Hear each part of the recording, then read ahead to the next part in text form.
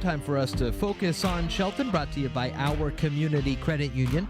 And I've got two great guests on the air with me this morning. Shelton City Manager Ryan Wheaton and Shelton Public Works Director Craig Gregory. Good morning, guys. Good morning. Thanks for coming on and talking with me about some things that are going on around the city. And first things first, we got some big traffic changes in the downtown area that we've seen a little bit of over the last couple of weeks. We're moving forward with that. What's the progress? What's the plan here? It's been good. So the first phase of the road diet was put in last summer. We saw some back and angle parking, some reduction to 2 lanes throughout a few blocks of Railroad. And the second phase that was planned was for 4th and Railroad. That intersection has a light that is 28 years old. It actually was put in May of 1989. Wow. So an aging light that we need to replace, and Public Works has tried to replace that for the last 4 years, either replace it or take it down. And the decision was made to test out the second phase of the road diet, which would have been a mini circle that was going to be placed. So 15 feet from the center of that intersection, you would have had a circle going around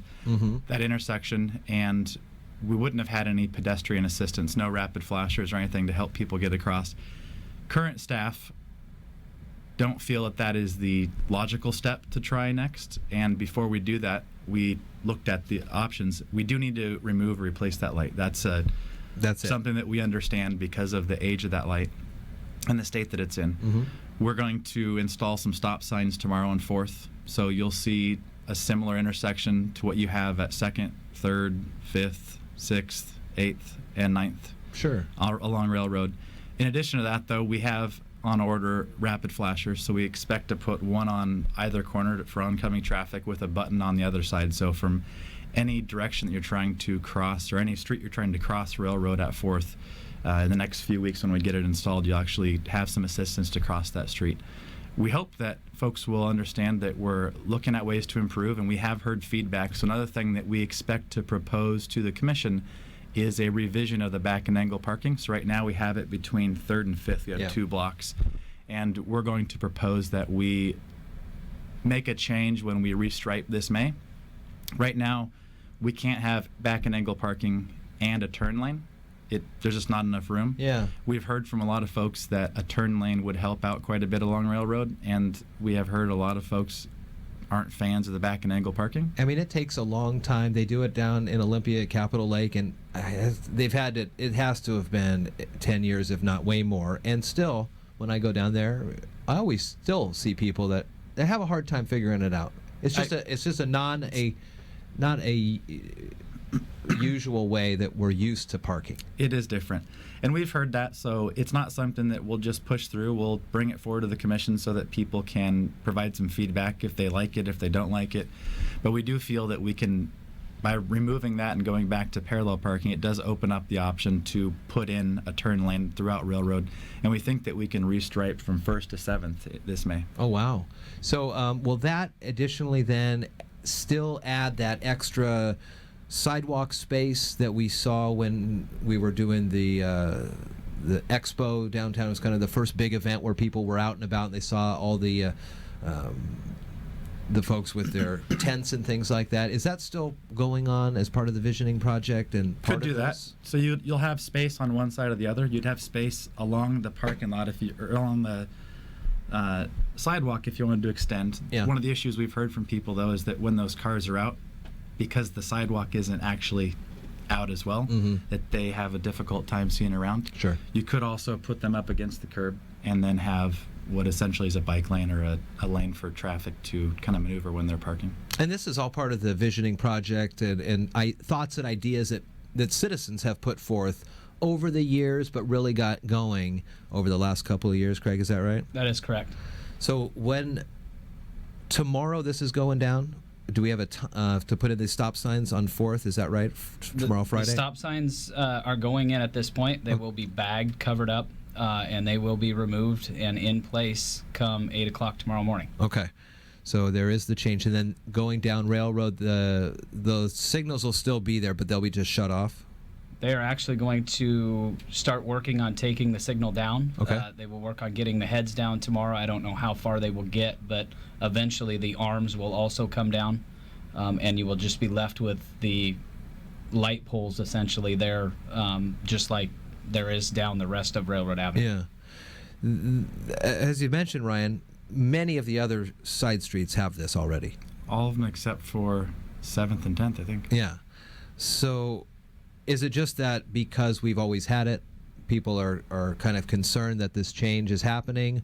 Because it doesn't really seem to me like it would be any different than just going up a block or down a block. I think people have grown used to using 4th at different times. And as a pedestrian, that could be that you use that to get some assistance, which is why when we looked at moving forward, if we would have gone forward with the plan for this spring and put in that mini circle, there wouldn't have been any pedestrian assistance with that plan. But we recognize that that is going to be an issue for some folks, and we want to make sure that we provide some sort of support. It might not be a long-term solution.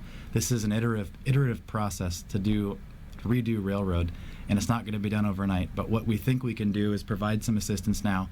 The nice thing about these rapid flashers, which we already have at 6, there's also a set in between Safeway and the Transit Center, is that they can be picked up and moved somewhere else because they're solar powered. So if it is that we get in the next few years and redo railroad and we do something different to help people get across the road there and other places, we can certainly use that rapid flasher somewhere else in town. It's already been a year almost, coming up in May, that this first set of changes happened in the city, huh? Creeping up on it. Wow. And so far, just kind of the main is the back-end parking that we hear back-end parking. We hear the request for a turn lane quite a bit. Okay.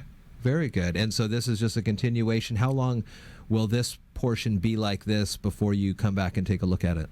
It's a good question. We're going to propose some minor changes throughout 1st to 7th. Like I mentioned, the parking lot or the parking situation on the one side of the street. But we're also going to look at, if you do the turn lane, you do have to push the street essentially closer to the curb. And the proposal would be to move forward with all the way from 1st to 7th, emulate, it would be the same as what we have right now from 3rd to 5th. Sure. And timeline-wise, it could be another year. One of the important things that we're doing right now is Mark Ziegler and Community Development, they are working on a railroad corridor study where we will take the elements that the Visioning Committee came up for downtown and extend those all the way out to the highway. So that plan, we're hoping, will be finished by the end of May, and then we can start looking at when we have an option that actually works for the entire stretch, how do we fund it, and what's the timeline to get that project constructed? Well, it's exciting that you guys are working on these things, and you always get good and bad with all these decisions that you make, but at least you're making some decisions and saying, let's try this thing, let's try that thing. The community has gotten behind aspects of this at one point or another, so we might as well try it. We will make some decisions. Yeah, I like it. Very good. Ryan Wheaton, City Manager, Craig Gregory, Public Works Director. Anything else before I let you go? Just one more thing. Yeah. We've got our sewer basin rehab, sewer basin 3, which is basically the north side of downtown Shelton, north of Alder Street, that will be going to construction hopefully later on this summer. But we have an open house for everybody to see what we are actually doing and explain the project coming up on March 20th. Okay. From 3 p.m. till 8 p.m. down at the Shelton Civic Center. Oh, okay. So everybody, we would like to get everybody that at least would be in that affected area, and anybody else that is interested in coming out and seeing what we're doing out in that area. Very nice. Craig, Ryan, good to see you guys. You as well. Have a good weekend. We'll talk to you soon. Thanks. You too.